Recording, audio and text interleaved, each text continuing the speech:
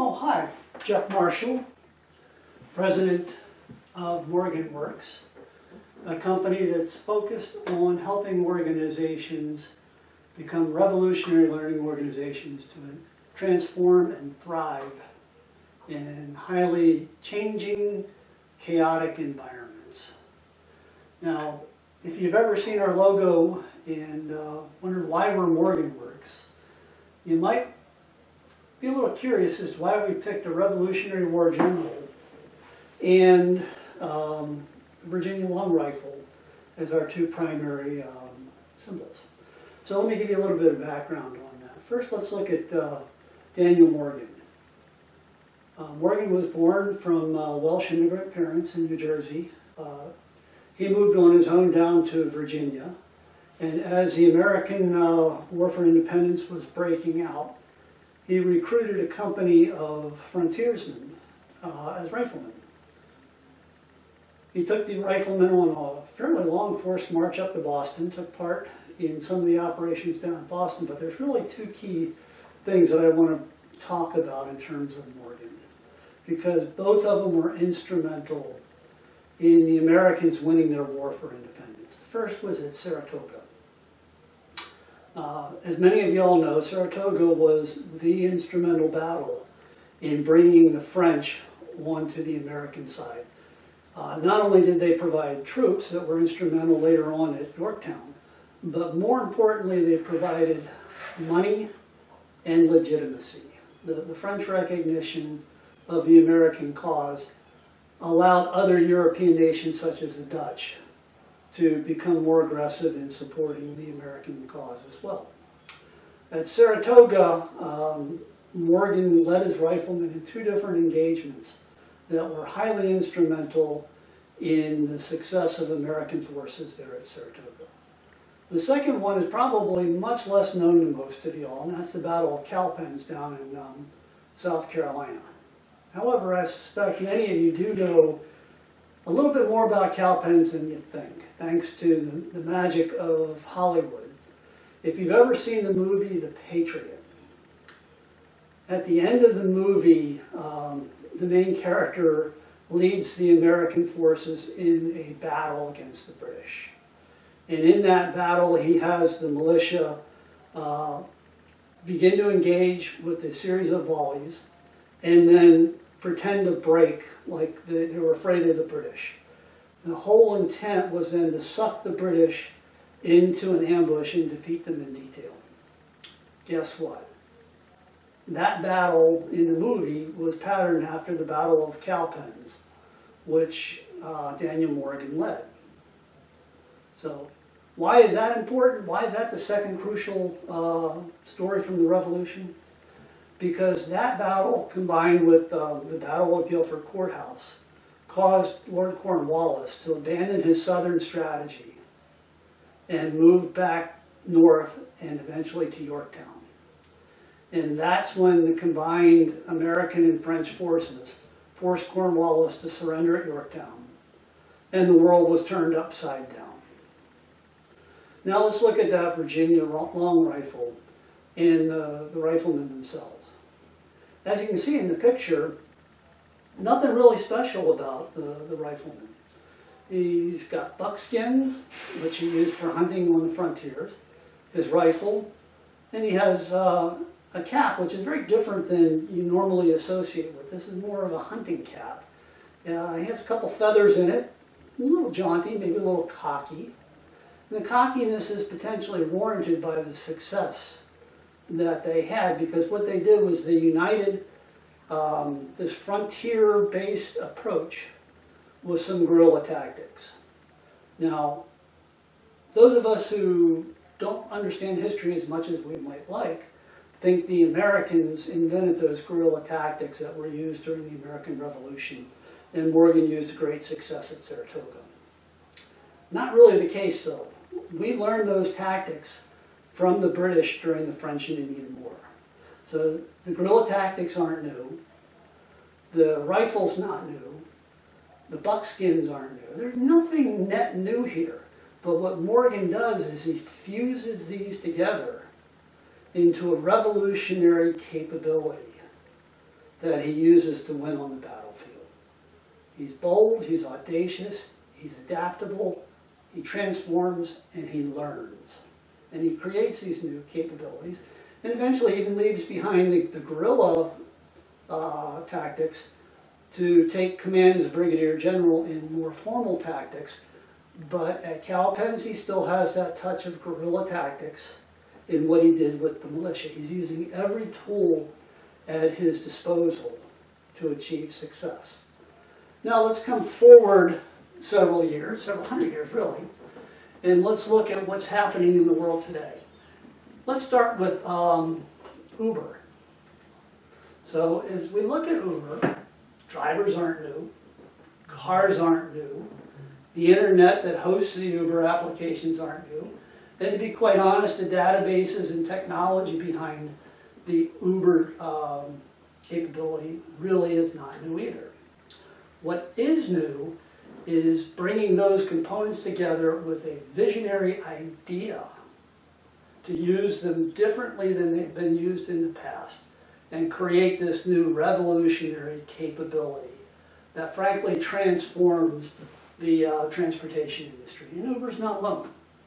If you look at Netflix, they've transformed the movie industry. If you look at Airbnb, they've transformed the hotel industry. These things are happening over and over. Disruptive technologies or capabilities are coming about and rapidly transforming entire marketplaces that at one time used to be fairly staid marketplaces. People knew what was happening in them. They knew the main players. Just not the case anymore. So what we're trying to do at Morgan Works is, through a product called Saratoga, is help companies create revolutionary learning organizations. As you can see in the graphic, we look at both planning and execution, but it's based upon critical thinking, understanding, wisdom, and cognitive integration, with a firm basis in knowledge and learning. Now, knowledge has been around a long time. I mean, you can go back to Socrates and earlier and read about musings on knowledge. But I think we need to be careful when we talk about knowledge, because it's become such a ubiquitous word that I don't think we often use it in the way that it should be used. So let's just take, for example, somebody saying, yeah, I know that the first settlement was Jamestown in 1607.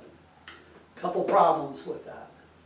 First of all, they're making an immediate assumption that the first English settlement was Jamestown. Then they're making another assumption that the first permanent settlement was the first English settlement. Not really true. There was a settlement that existed Jamestown. Unfortunately, it died off. So Jamestown, yes, was the first permanent English settlement in the New World, but the Spaniards were there long before, and the Indians were there even longer before that. Now we may say, well, you know, the Indians really didn't have an established civilization with cities. That's just not true either. If you look at the Mesoamerican culture, lots of civilizations, cities. Even up into the Ohio River Valley, we're finding that there were cities up there. The Iroquois Federation was an extremely well-established civilization. And to be quite honest, the Indians that the Jamestown settlers encountered were some of the southern fringes of the Iroquois Federation, or were at least influenced by that federation.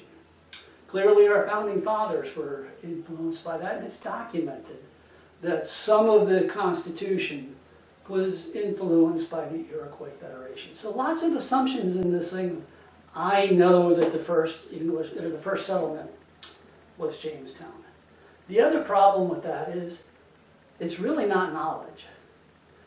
The person is aware that the first permanent English settlement was at Jamestown. Knowledge, however, is a far more active component.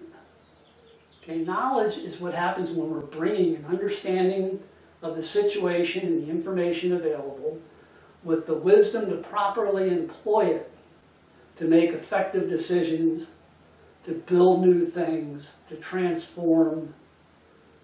It's an active component. So I get a little concerned when I hear people talking about knowledge management. If you look at our website and how Morgan Works views knowledge, it's knowledge enablement. Knowledge can't be managed per se. It's not something that you can put into a database, a knowledge base, and just wait for people to tap into it. The databases and information have their place in an integrated knowledge system, but they are not the knowledge system itself. The knowledge system is much broader, much more capable, and it has to have tools to allow the users to access and employ information.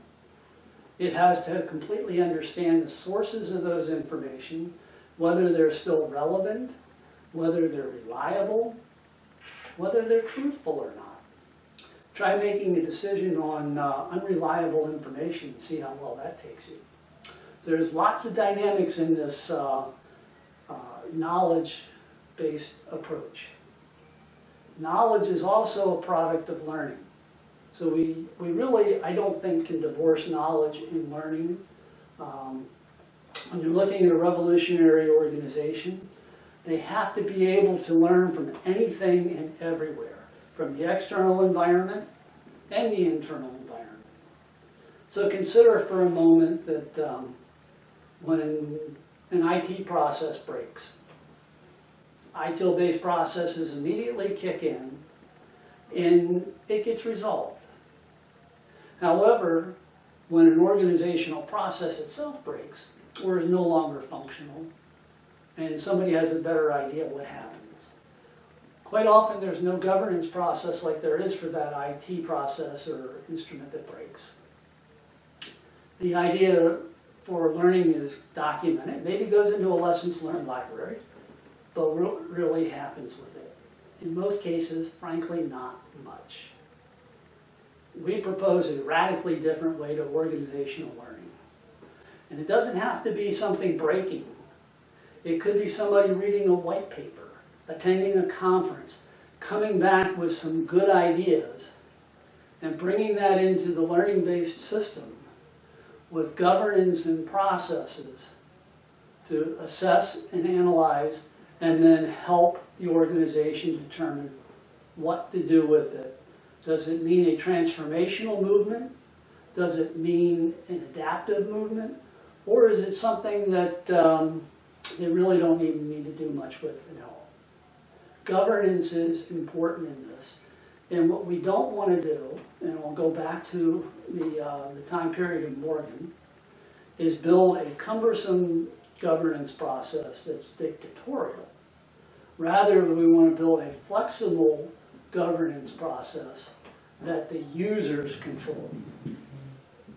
Big difference there, that the users control. This all has to be user-centric, and leadership has to be powered down and distributed throughout the organization in order to be a truly transformational learning organization.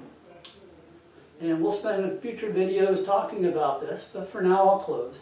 And I'd like to thank you very much for your time and attention today. Have a wonderful day.